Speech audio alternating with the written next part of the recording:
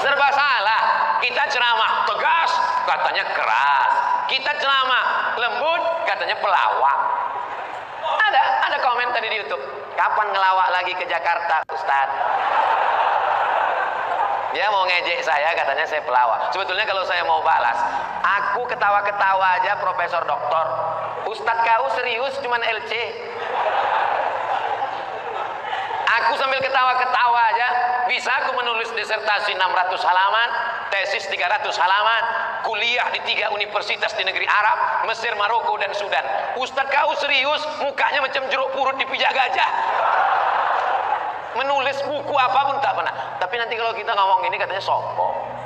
At-takabbur lil mutakabbir sodako. Sombong pada orang yang sombong itu sodako. Tidak ada dalam hadis, tidak ada dalam hadis. Yang bilang hadis siapa, bodoh?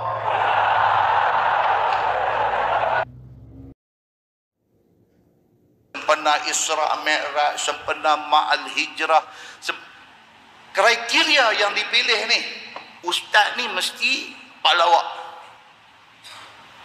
Sampai agama pun nak lawak lagi. Tak cukup TV dengan macam-macam lawak tu ada dalam TV, tak cukup. Sampai nak bawa main lawak, nak bawa main dalam masjid. Nabi SAW bukan tak bisa melawak, tapi jangan sejam habis dengan lawak. Ada beberapa komen di YouTube saya baca, YouTube sama Instagram sama Facebook, ditulisnya di situ, jangan dengarkan Ustadz pelawak. Jangan dengarkan Ustadz pelawak. Hai yang mengatakan saya Ustadz pelawak, kira-kira ada tak Ustadz pelawak di Indonesia ini yang bukunya setebal ini?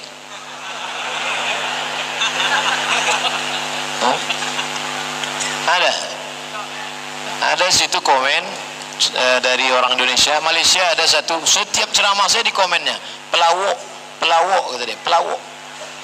Encik puan tuan dari negeri Malaysia, cuba cari ustadz awak yang pelawak yang ada kitab setebal ni. Cuba.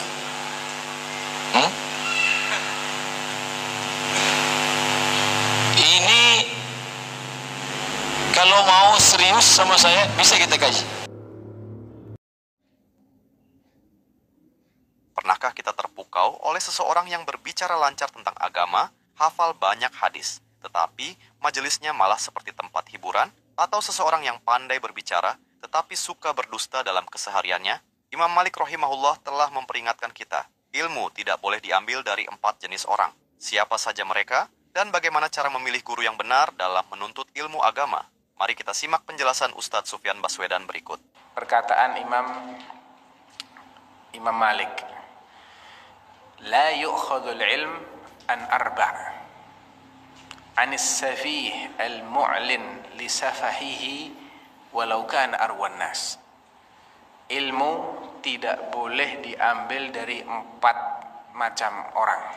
Yang pertama, orang yang konyol, orang yang suka berbuat atau berkata yang tidak pantas, dan terang-terangan dia berbuat atau berkata seperti itu. Wa in kana arwan nas, walaupun dia paling banyak wawasannya, paling menghafal hadis. Arwa itu minar riwayah, paling banyak meriwayatkan hadis. Ya, tapi kalau dia tingkah lakunya itu konyol, ya, hanya bikin orang ketawa kepingkel-pingkel aja di majelisnya, melucu saja, maka ini adalah ciri-ciri orang safih. Akalnya lemah, tidak menjaga ilmu yang dia sampaikan, ya, sehingga majelis taklim seperti orang nonton lawak, ya, sedikit-sedikit ngakak kebahak-bahak, sedikit-sedikit ketawa, tidak mendapatkan rasa takut kepada Allah ketika dia bermajelis.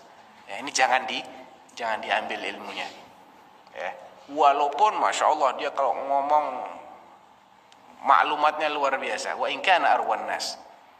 Yang kedua, wala an sahibil hawa al-mu'lin bi bid'atihi alladhi yad'u an-nas ila bid'atihi. Jangan juga diambil dari pengikut hawa nafsu yang mengajak orang-orang kepada bid'ahnya dia. Ya, pengikut hawa nafsu dan ngajak orang untuk mengikuti bid'ah yang dia cetuskan.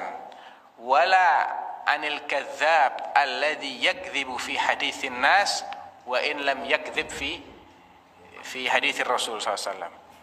Jangan juga mengambil ilmu dari orang yang suka bohong ketika bicara dengan sama manusia, walaupun dia tidak pernah bohong atas nama Rasulullah. Ya, tapi kalau dalam keseharian dia suka bohong, jangan belajar dari orang seperti ini. Karena ilmu itu din, bagian dari agama. Nggak bisa kita ambil dari orang-orang yang tidak thiqah, yang tidak kredibel.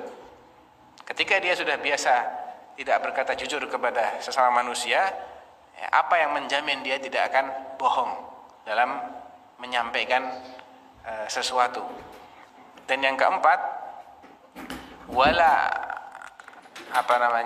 tidak juga dari orang soleh, orang ahli ibadah, idza kana la yahfaz ma yuhadditsu bihi. Kalau dia tidak faham betul, tidak menghafal hadis yang dia sampaikan, maksudnya tidak menguasai, walaupun dia ini orang soleh, ahli ibadah, ya, orang baik, tapi tidak cukup itu menjadi syarat atau menjadi kriteria untuk dijadikan ulama. Jadi ulama itu selain dia harus soleh, dia harus menguasai ilmunya.